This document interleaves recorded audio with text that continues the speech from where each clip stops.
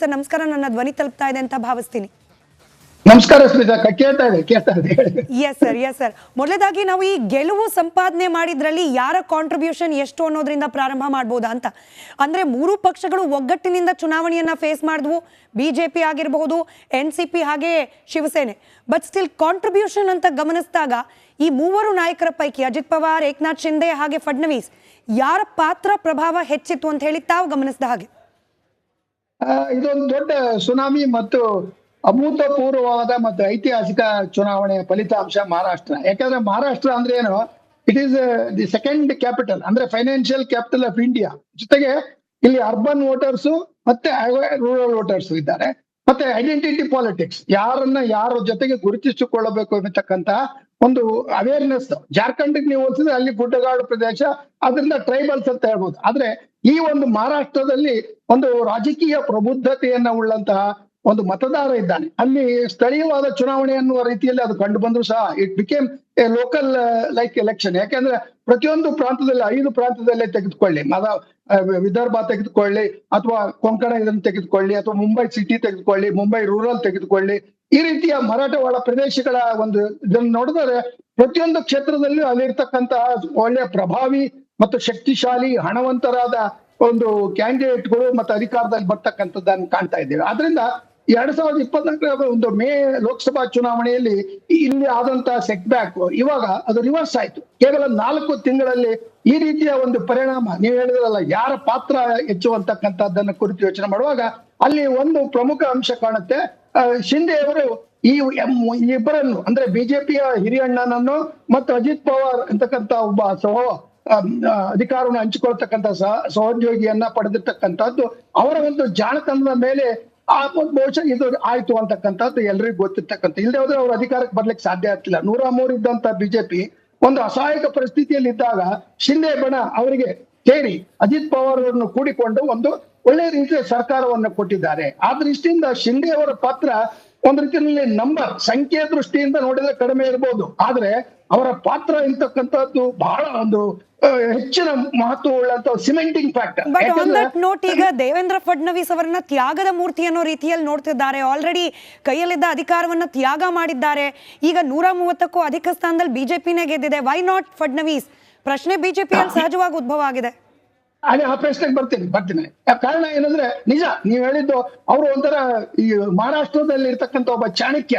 ನನ್ನ ಪ್ರಕಾರ ಬಹುಶಃ ಅವ್ರಿಗೇನಾದ್ರೂ ಇಲ್ಲಿ ಒಂದು ಉಪಮುಖ್ಯಮಂತ್ರಿ ಸ್ಥಾನವನ್ನ ಇವರು ಮುಂದುವರಿಸಿದ್ರೆ ಸ್ವಲ್ಪ ದಿವಸ ನಂತರ ಅವನ್ನ ಭಾರತ ಬಿಜೆಪಿ ಪಕ್ಷದ ಅಧ್ಯಕ್ಷನನ್ನಾಗಿ ಮಾಡಿದ್ರೆ ಇಡೀ ದೇಶದಲ್ಲಿ ಅವರ ಚಾಣಕ್ಯತನ ಅಥವಾ ಅವರ ಒಂದು ಪ್ರತಿಭೆ ಇದೆ ಅಥವಾ ಆರ್ಗನೈಸಿಂಗ್ ಸ್ಕಿಲ್ಸ್ ಇದೆ, ಅದನ್ನು ಉಪಯೋಗಿಸ್ಕೋಬಹುದು. ಅದರಿಂದ ಆಲ್ಟರ್ನೇಟಿವ್ಸ್ ಇದೆ.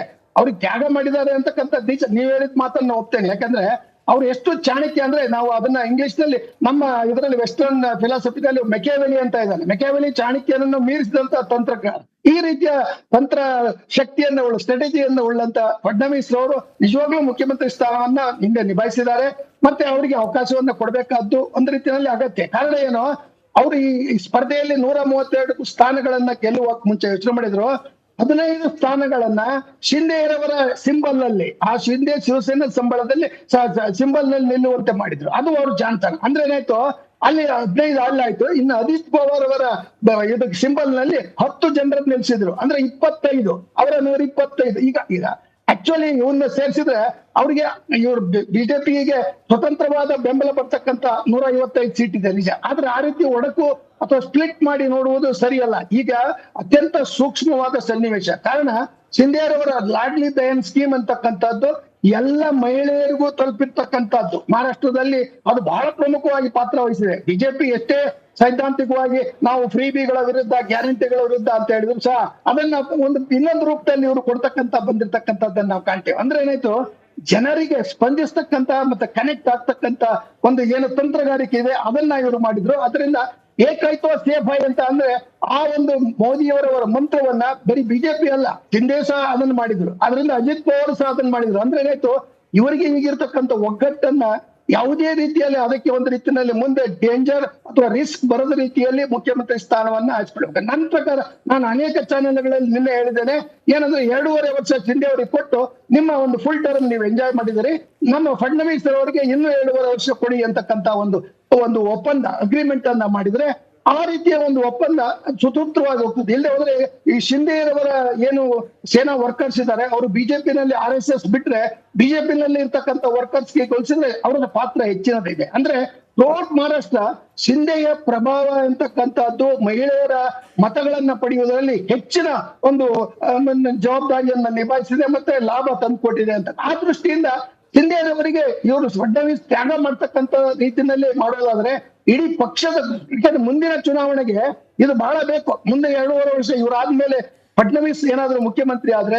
ಇಡೀ ಮಹಾರಾಷ್ಟ್ರ ಏನು ಲೋಕಸಭೆಯಲ್ಲಿ ಮುಖಬಂಧವನ್ನ ಒಯ್ಯಿತ್ತು ಮೋದಿ ಅವರಿಗೆ ಒಂದು ರೀತಿಯಲ್ಲಿ ಅದು ಎಂಬರಾಸ್ ಆಗುವ ರೀತಿಯಲ್ಲಿ ಮಾಡಿತ್ತು, ಅವುಗಳನ್ನ ಪ್ಯಾಚಪ್ ಮಾಡ್ಲಿಕ್ಕೆ ಇದೊಂದು ಒಳ್ಳೆ ಅವಕಾಶ. ಅಂದ್ರೆ ಏನಾಯ್ತು, ಏಕಾಯ್ತು ಸೇಫ್ ಐ ಅಂತಕ್ಕಂಥದ್ದನ್ನ ವಿತಿನ್ ದಿ ವಿನಿಂಗ್ ಅಲಯನ್ಸ್ ಏನಿದೆಯಲ್ಲ ಮಹಾಯುತಿ ಅಲಯನ್ಸ್ ಅಲ್ಲಿ ಅದನ್ನ ಇಟ್ಕೊಂಡ್ರೆ ಬಹುಶಃ ಮುಂದಿನ ದೃಷ್ಟಿಯಿಂದ ಒಳ್ಳೇದಾಗುತ್ತೆ. ಏನಂದ್ರೆ ಅಲ್ಲ, ಈ ಏಕೇತೋ ಸೇಫೆ ಚುನಾವಣೆ ಆಗೋವರೆಗೂ ಓಕೆ ಪ್ರೊಫೆಸರ್, ಬಟ್ ಈಗ ಅಧಿಕಾರದ ಹಪಹಪಿ ಅನ್ನೋದು ಯಾರಿಗಿರೋದಿಲ್ಲ, ಅದರಲ್ಲೂ ರಾಜಕಾರಣಿಗಳಿಗೆ. ಸೊ ಈ ಏಕೇತೋ ಸೇಫೆ ಇವಾಗ ಅಧಿಕಾರ ಹಂಚಿಕೆ ಟೈಮಲ್ಲೂ ಕೂಡ ಅಪ್ಲೈ ಆಗತ್ತಾ ಅಂತ ಹೇಳಿ? ಆಗುತ್ತೆ, ಆಗ್ಬೇಕು. ಆಗದೆ ಹೋದ್ರೆ ಇವ್ರು ಮತ್ತೆ ಈಗ ನೋಡಿ, ನನ್ನ ಪ್ರಕಾರ ಸ್ಮಿತಾ, ನಾನು ಬಹಳ ಫ್ರಾಂಕ್ ಆಗಿ ಮಾತಾಡ್ತೀನಿ. ನನ್ಗೆ ಯಾವ ಪಕ್ಷದ ಇಲ್ಲ, ನಮ್ ದೇಶ ಹಿತ, ನಮ್ ಸಂವಿಧಾನ ಮತ್ತೆ ನಮ್ಮ ನಡುವೆ ಇರ್ತಕ್ಕಂಥ ವಿಚಾರಗಳ ಒಂದು ಪ್ರಚಾರ ಅಥವಾ ಪ್ರಭಾವ, ಆ ದೃಷ್ಟಿಯಿಂದ ಹೇಳ್ತೇನೆ ಅಜಿತ್ ಪವಾರ್ ಅನ್ನ ನೀವು ಯಾವತ್ತೂ ನಂಬಕ್ಕಾಗಲ್ಲ. ಯಾಕಂದ್ರೆ ಆ ಕಡೆಯಿಂದ ಈ ಕಡೆಗೆ, ಈ ಕಡೆಯಿಂದ ಆ ಕಡೆಗೆ ಹೋಗ್ತಕ್ಕಂಥವ್ರು. ಎಕ್ಸಾಕ್ಟ್ಲಿ, ನನಗೆ ಈ ಏಕೇತೋ ಸೇಫೆ ಬಗ್ಗೆ ಅನುಮಾನ ಬಂದಿದ್ದೆ ಅಜಿತ್ ಪವಾರ್ ಫ್ಯಾಕ್ಟರ್ ಇಂದ. ಹೌದು, ಅದು ನಿಜ. ಆದ್ರೆ ಅವ್ರನ್ನ ಕಟ್ಟಿ ಹಾಕ್ಲಿ. ಬಟ್ ಒಂದು ಪಾಯಿಂಟ್ ಇದೆ, ನೀವು ಹೇಳಿದ ಫಡ್ನವೀಸ್ಗೆ ಅಡ್ವಾಂಟೇಜ್ ಇದೆ ಏನಂದ್ರೆ ಅದು ನೆಗೆಟಿವ್ ಪಾಯಿಂಟ್, ಅಂದ್ರೆ ಪಾಸಿಟಿವ್ ಅಲ್ಲ. ಏನ್ ಹೇಳ್ತೇನೆ, ಅಜಿತ್ ಪವಾರ್ಗೆ ಇನ್ನೊಬ್ಬ ಮರಾಠ ಮುಖ್ಯಮಂತ್ರಿ ಆಗುವುದಕ್ಕೆ ಸಹಿಸೋದಿಲ್ಲ. ಅದರಿಂದ ಫಡ್ನವೀಸ್ ಅವ್ರನ್ನ ಅವರು ಇಂಡೈರೆಕ್ಟ್ ಆಗಿ ಸಪೋರ್ಟ್ ಮಾಡಿದ್ರೆ ಮಾಡಬಹುದು. ಆದ್ರೆ ಒಂದು ಸೇಫ್ಟಿ ದೃಷ್ಟಿಯಿಂದ ಮುಂದಿನ ಲೋಕಸಭಾ ಚುನಾವಣೆಯಲ್ಲಿ ಇವರು ಏನು ಸ್ಥಾನಗಳನ್ನು ಕಳೆದುಕೊಂಡ್ರೆ ಅವುಗಳಿಂದ ಹೆಚ್ಚು ಸ್ಥಾನ ಪಡೆಯಬೇಕಾದ್ರೆ ಈ ರೀತಿಯ ಒಂದು ತಂತ್ರವನ್ನ ಮಾಡ್ಬೇಕು. ಯಾಕಂದ್ರೆ ಏಕ್ದಮ್ ಶಿಂದೆ ಅವರಿಗೆ ಡಿಸಪಾಯಿಂಟ್ ಮಾಡೋ ರೀತಿಯಲ್ಲಿ ಮಾಡಿದ್ರೆ ಶಿಂದೆಯವರ ಒಂದು ಏನು ಶಿವಸೇನೆ ಇದೆ ಆ ಶಿವಸೇನೆ ಮತ್ತೆ ಇನ್ನೊಂದು ಈಗೇನು ನಿರಾಶೆಯನ್ನ ಮುಖಬಂಧ ಹೊಂದಿರತಕ್ಕಂಥ ಉದ್ಧವ್ ಶಿವಸೇನೆ ಇದೆ ಅದರಲ್ಲಿರ್ತಕ್ಕಂಥ ಸ್ಪ್ಲಿಟ್ ಆಗೋ ಚಾನ್ಸ್ ಇದೆ. ಅದರಿಂದ ಮಹಾರಾಷ್ಟ್ರದಲ್ಲಿ ಸ್ಪ್ಲಿಟ್ ಪಾಲಿಟಿಕ್ಸ್ ಅನ್ನೋದು ಒಂದು ರೀತಿಯಲ್ಲಿ ಅನಿವಾರ್ಯ ಅಥವಾ ಅನಿವಾರ್ಯಕ್ಕಿಂತ ಅಲ್ಲಿರ್ತಕ್ಕಂಥ ಒಂದು ಸಹಜ ಸ್ಥಿತಿ. ಅದರಿಂದ ಇಲ್ಲಿ ತತ್ವ ಸಿದ್ಧಾಂತಕ್ಕಿಂತ ರಾಜಕೀಯ ಚಾಣಾಕ್ಷತೆ ಮತ್ತೆ ಒಂದು ಸ್ಥಿರತೆ, ಸ್ಟೆಬಿಲಿಟಿ, ಸರ್ಕಾರದ ಸ್ಟೆಬಿಲಿಟಿ, ಇವುಗಳ ದೃಷ್ಟಿಯಿಂದ ಈ ರೀತಿಯ ಒಂದು ಆಲೋಚನೆಗಳನ್ನ ಮಾಡ್ಬೇಕು. ಯಾಕಂದ್ರೆ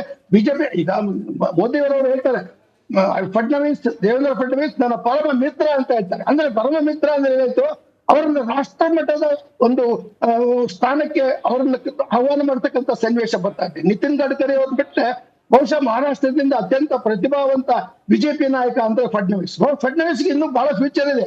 ಈಗ ಅವ್ರು ತ್ಯಾಗ ಮಾಡಿದ್ರು ಅದು ಏನು ನಷ್ಟ ಆಗುವುದಿಲ್ಲ. ಅದು ಒಂದು ರೀತಿಯಲ್ಲಿ ಶಿಂದೆನೆ ಬಿಟ್ಕೊಡ್ಬೋದು. ಯಾಕಂದ್ರೆ ಇಲ್ಲಿ 2 ಪಾಯಿಂಟ್ ಇದೆ ಸ್ಮಿತಾ.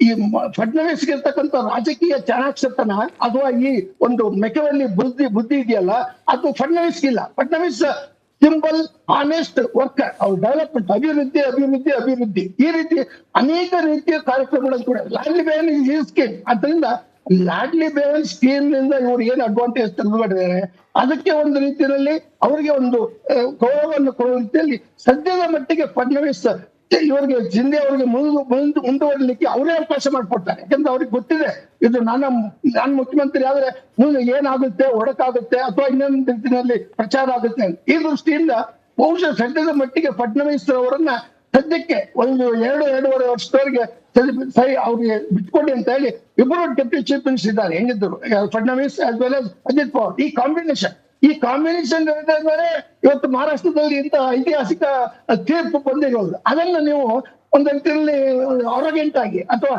ಹೆಚ್ಚಿನ ರೀತಿಯ ಓವರ್ ಕಾನ್ಫಿಡೆನ್ಸ್ ನಿಂದ ನಾವು ಹೇಳಿದ್ದೇ ನಡೀಬೇಕು ಅಂತಕ್ಕಂಥದ್ದು ಮಾಡ್ತಕ್ಕಂಥದ್ದು ಸರಿ ಅಲ್ಲ. ಕಾರಣ ಏನು, ಈಗ 15 ಮತ್ತು 10 25 ಶಿಂದೆ ಮತ್ತು ಅಜಿತ್ ಪವಾರ್ ಗುಂಪಿನಿಂದ ಟಿಕೆಟ್ ಅನ್ನ ಪಡೆದು ಅವರು ಸಿಂಬಲ್ ಗೆದ್ದಿದ್ರು ಸಹ ಅವರ ಲಾಯಲ್ಟಿ ಎಲ್ಲಿಗೆ, ಅವ್ರ ಲಾಯಲ್ಟಿ ಬಿಜೆಪಿಗೆ. ಆದ್ದರಿಂದ ಈ ರೀತಿಯ ಒಂದು ರೀತಿಯ ಸನ್ನಿವೇಶ ಇರುವಾಗ ಈ ಉತ್ಸಾಹದಲ್ಲಿ, ಈ ಆವೇಶದಲ್ಲಿ ತೀರ್ಮಾನ ತೆಗೆದುಕೊಳ್ಳುವಾಗ ಅತ್ಯಂತ ಸೂಕ್ಷ್ಮವಾದ, ವಾಸ್ತವಿಕವಾದ ಮತ್ತು ಸ್ಟೆಬಿಲಿಟಿನ ತಂದುಕೊಡತಕ್ಕಂತ ಒಂದು ದೃಷ್ಟಿಯಲ್ಲಿ ಮುಖ್ಯಮಂತ್ರಿ ಸ್ಥಾನದ ಬಗ್ಗೆ ಆಲೋಚಿಸಬೇಕು ಅಂತಕ್ಕಂಥದ್ದು ನನ್ನ ಸಲಹೆ ಅಥವಾ ನನ್ನ ಅಭಿಪ್ರಾಯ.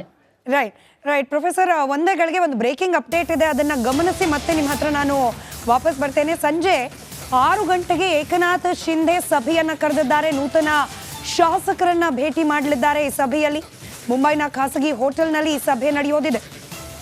ಏಕನಾಥ್ ಶಿಂದೆ ಅವರು, ಅವರ ಬಣದ ಶಿವಸೇನೆಯ ಶಾಸಕರು ನೂತನ ಶಾಸಕರ ಜೊತೆಯಲ್ಲಿ ಸಭೆಯನ್ನ ಕರೆಯೋರಿದ್ದಾರೆ. ಸಹಜವಾಗಿ ಪಕ್ಷದ ಶಾಸಕರು ನೀವೇ ಮುಖ್ಯಮಂತ್ರಿ ಆಗಿ ಅಂತ ಹೇಳಿ ಬೇಡಿಕೆ ಇಡೋ ಎಲ್ಲ ಸಾಧ್ಯತೆ ಇದ್ದೇ ಇದೆ. ಮುಂಬೈನ ಖಾಸಗಿ ಹೋಟೆಲ್ ಒಂದರಲ್ಲಿ ಸಂಜೆ 6 ಗಂಟೆಗೆ ಈ ಸಭೆ ನಿಗದಿಯಾಗಿದೆ.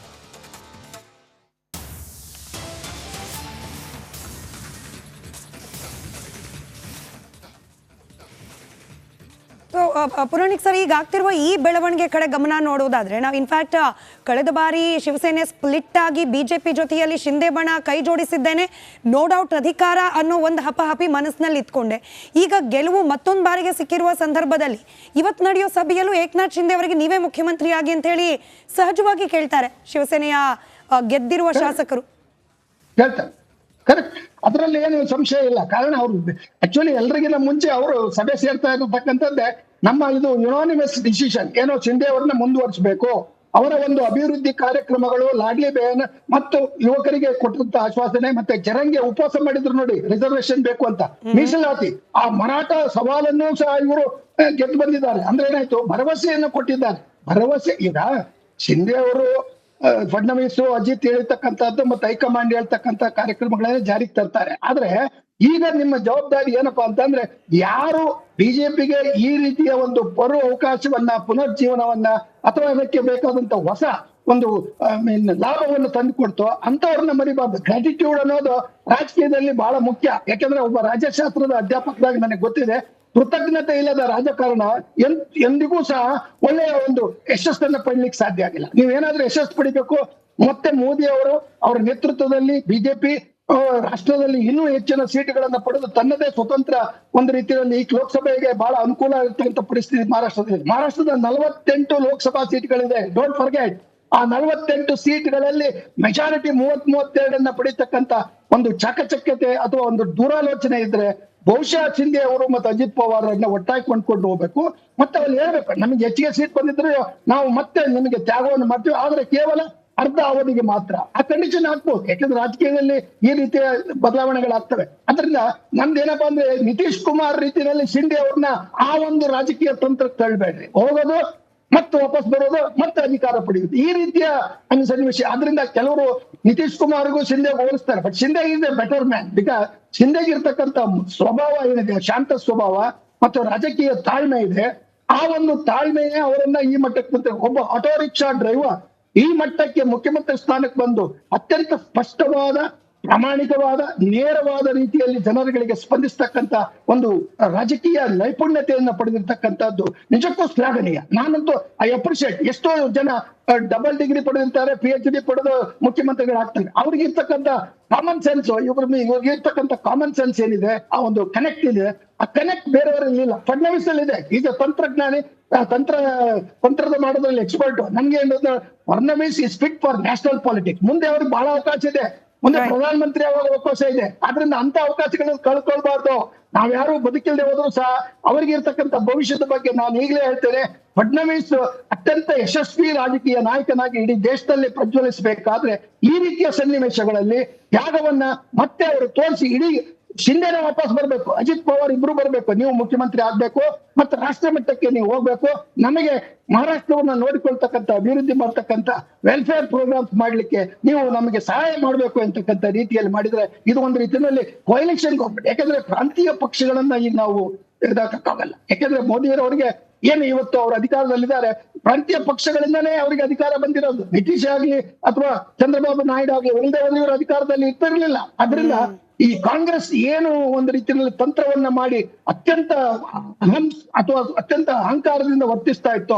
ರಾಹುಲ್ ಗಾಂಧಿ ಅವರು ಬರೀ ಕ್ಯಾಸ್ಟ್ ಅಂತ ಹೇಳ್ತಿದ್ರು, ಸಿಂಧೆ ಕ್ಯಾಸ್ಟ್ ವಿಷಯ ಹೇಳಿಲ್ಲ, ಅಭಿವೃದ್ಧಿ ಅಂತ ಹೇಳಿದ್ರು, ಲಾಡ್ಲಿ ಬೇನ್ ಅಂತ ಹೇಳಿದ್ರು. ಮತ್ತೆ ಬೇರೆ ವೃದ್ಧರಿಗೆ, ವಯಸ್ಸಾದವರಿಗೆ ಅವ್ರಿಗೆ ಏನು ಒಂದು ರೀತಿಯಲ್ಲಿ ಸಹಾಯದ ಸೊ ಡೈರೆಕ್ಟ್ ಬೆನಿಫಿಟ್ ಟ್ರಾನ್ಸ್ಫರ್ ಇದೆಯಲ್ಲ, ಅದು ಸೈಲೆಂಟ್ ಆಗಿ ಬಿಜೆಪಿ ಮಾಡಿದ್ದು ಶಿಂದೆ ಅವರ ಮೂಲಕ. ಶಿಂದೆ ಅವರು ಈ ರೀತಿ ಚುನಾವಣೆಗೆ ಮುಂಚೆ ಇದ್ದ ಸಿನಾರಿಯೋನೇ ರಿಪೀಟ್ ಆದ್ರೆ ಒಳ್ಳೇದು ಅಂತ ಹೇಳ್ತಿದ್ದೀರಿ. Shinde being the CM and 2 deputy CMs, ಹಾಗೆ ಹಿಂದಿದ್ದ ಅಭಿವೃದ್ಧಿ ಪ್ಲಸ್ ಕಲ್ಯಾಣ ಯೋಜನೆಗಳು ಮುಂದುವರ್ಸ್ಕೊಂಡು ಹೋದ್ರೆ ಬೆಟರ್ ಅಂತ ಹೇಳಿ ಹೇಳ್ತಾರೆ. ಜೊತೆಗೆ ಜನರಿಗೂ ಒಂದು ಗೌರವ ಬರುತ್ತೆ. ಯಾರು ನಿಜವಾಗ್ಲೂ ತ್ಯಾಗ ಮಾಡಿದಾರೋ ಅವರಿಗೆ ಒಂದು ರೀತಿಯಲ್ಲಿ ಮನ್ನಣೆಯನ್ನು ಕೊಟ್ರೆ, ತ್ಯಾಗದ ಒಂದು ವ್ಯಕ್ತಿತ್ವ ಇದೆಯಲ್ಲ ಅದು ನಿಮ್ಮನ್ನ ಇನ್ನೂ ಉನ್ನತ ಮಟ್ಟಕ್ಕೆ ಕೊಂಡೊಯ್ತು. ಸೊ ಫಡ್ನವೀಸ್ ತನ್ನ ಭವಿಷ್ಯದ ದೃಷ್ಟಿಯಿಂದಲಾದ್ರೂ ಈ ರೀತಿಯ ಕೆಲವು